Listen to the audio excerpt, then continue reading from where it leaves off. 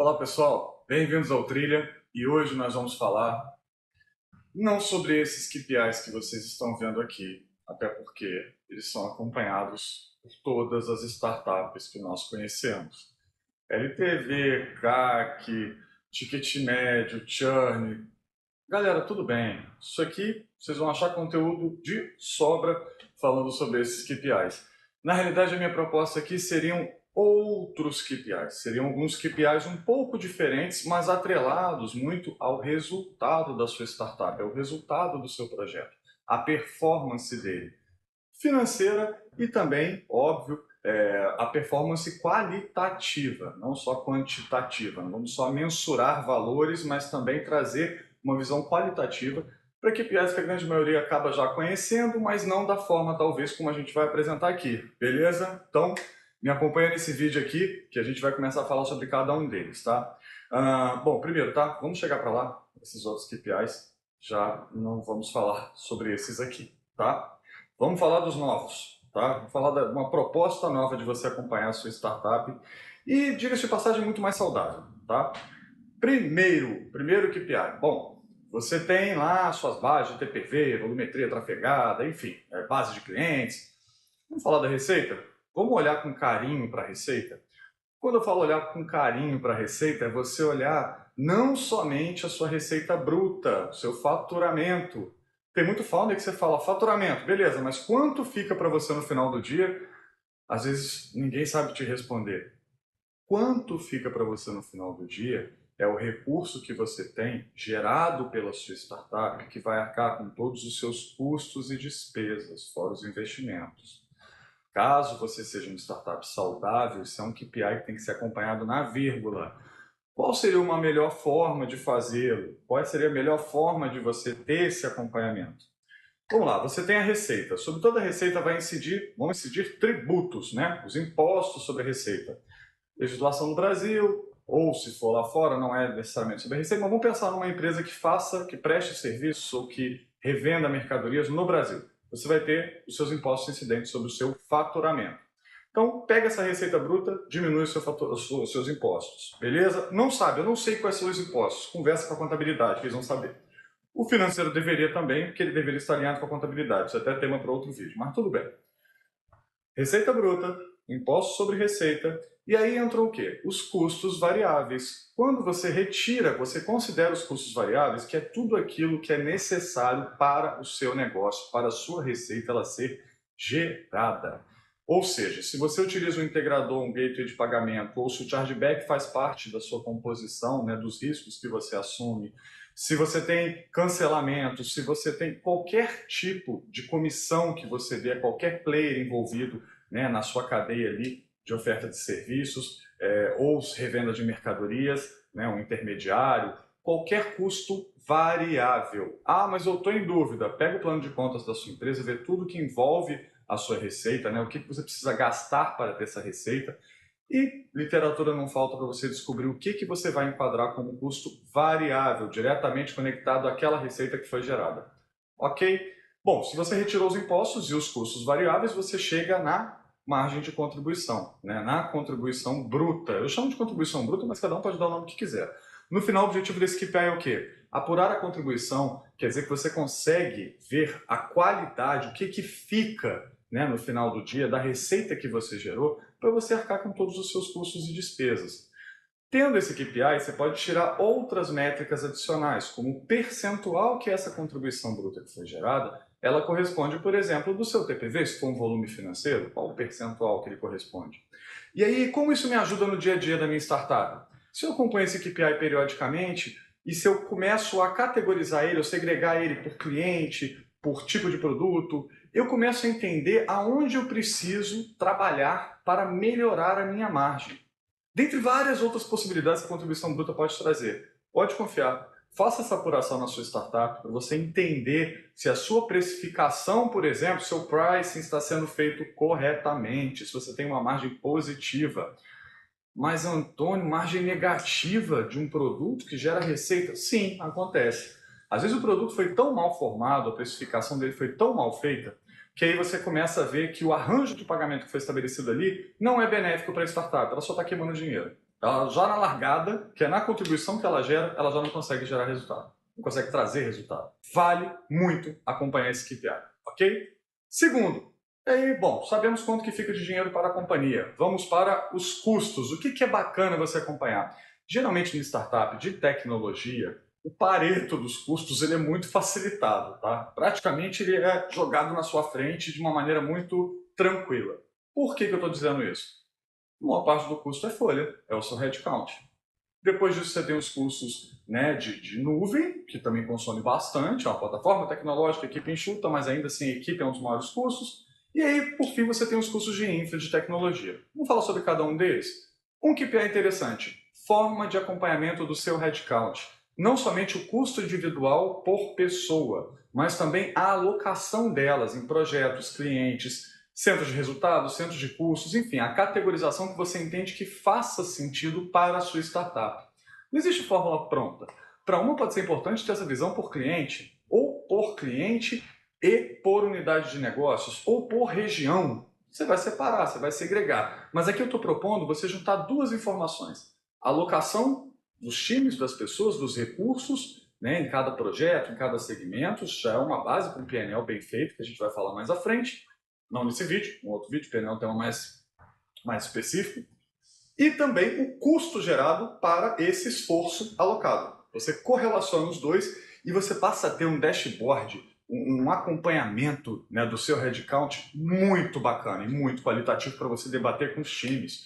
Olha só, eu estou vendo lá a minha contribuição bruta em determinado cliente, ela é muito baixa, mas só que eu tenho muita gente alocada nesse produto e essas pessoas geram um custo X.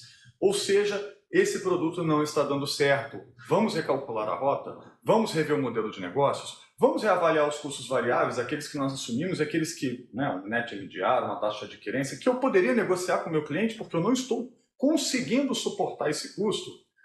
Olha que interessante, eles vão se acompanhando, esses KPIs, essas formas de acompanhamento, elas vão se complementando no seu dia a dia. E isso mexe no ponteiro, tá, pessoal? Tô falando de EBITDA, resultado, break-even, aquilo que todo mundo está correndo atrás. Ok? Mais uma, nuvem. Nuvem não é barato, você tem que ter o acompanhamento com o seu time de tecnologia, por exemplo, se fosse Amazon, Azure, seja a escolha que tenha sido feita, não vou falar de servidor físico não, pelo amor de Deus, que eu acho que, né, já passou dessa fase. Vamos pensar em nuvem. Quando a gente fala de nuvem, é importante você acompanhar as métricas que a própria plataforma que você utiliza, a própria hospedagem que você faz, ela já te proporciona. A AWS, por exemplo, eu não quero nada falar isso não, tá, pessoal? Mas a AWS, por exemplo, ela tem um tarifador. Você pode acompanhar diariamente, né? Quais são as máquinas, você pode fazer uma identificação, uma tag ali com relação a qual projeto que ela se refere e fazer uma manutenção periódica. Se você gera um acompanhamento, você tem o quê? Atenção em cima daquele tema. Você pode debater com os times de tecnologia se está tudo ok com relação às máquinas que subiram. Se é uma empresa com uma política muito flexível, onde todo mundo sobe, será que tem uma manutenção, né, daquelas que estão ali, que na realidade nem estão sendo utilizadas e só consomem esse tarifador e só geram custo para a sua empresa? Se você começa a ter o acompanhamento do dimensionamento, é parecido com a alocação de headcount, o dimensionamento nos projetos que as máquinas que sobem para a nuvem elas possuem, versus o seu custo, você vai estar muito mais embasado para anualmente negociar ou renegociar o seu contrato.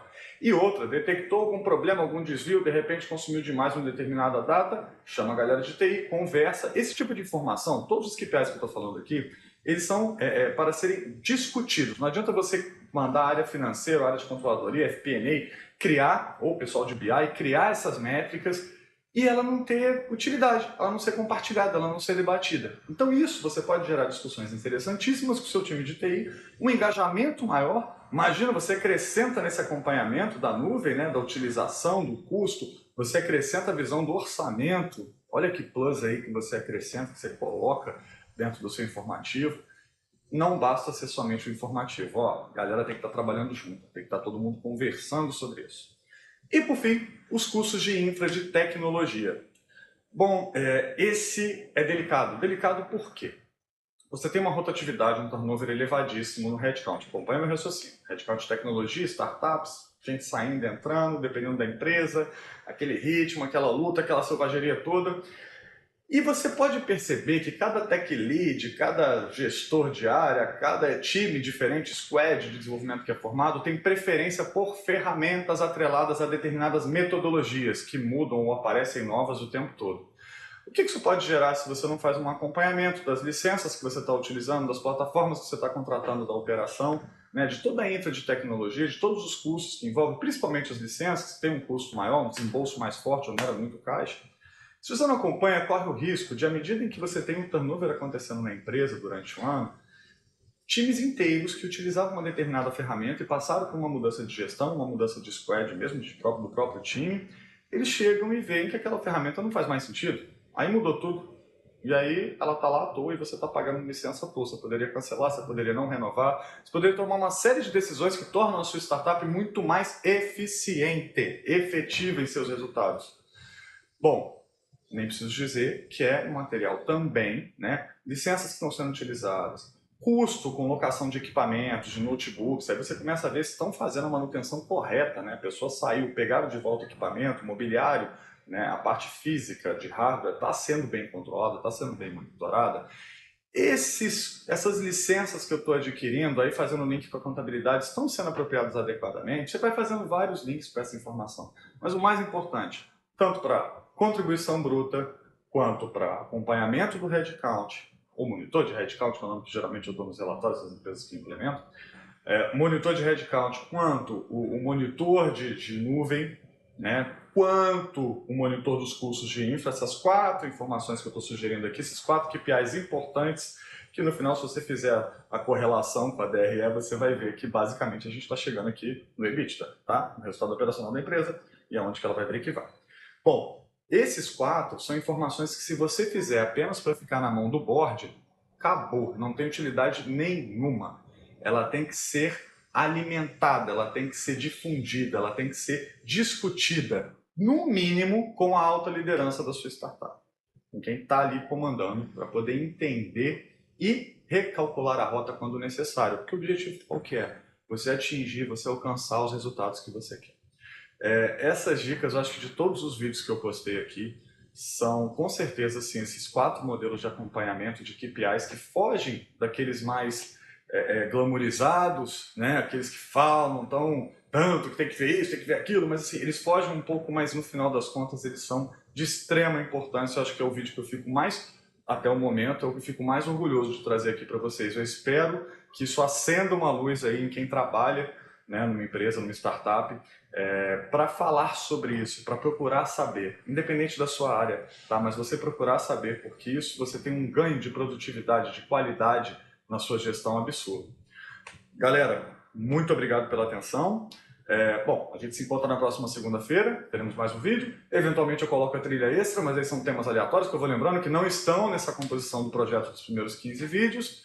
Se você curtiu o meu conteúdo, por favor, peço que você curta, marque aí, né, o curtir ou não curtir também, porque esse feedback é importante para a nossa evolução. Se você quer conversar, ou quer sugerir, ou quer duvidar, questionar, falar, não concordo com nada do que você está falando, para mim tem que ser só LTV, ticket médio, churn, ponto final, não sei o quê, coloca aí nos comentários. A pessoa está tímido demais. Coloca nos comentários, a gente vai discutindo sobre isso, tá? Isso é bom que vai fomentar ideias para os próximos vídeos. Se você está muito tímido ou tímida, vai para o e-mail, tá bom? Pode mandar por e-mail também, que não tem problema algum. Pessoal, muito obrigado. Boa semana para vocês e até o nosso próximo encontro.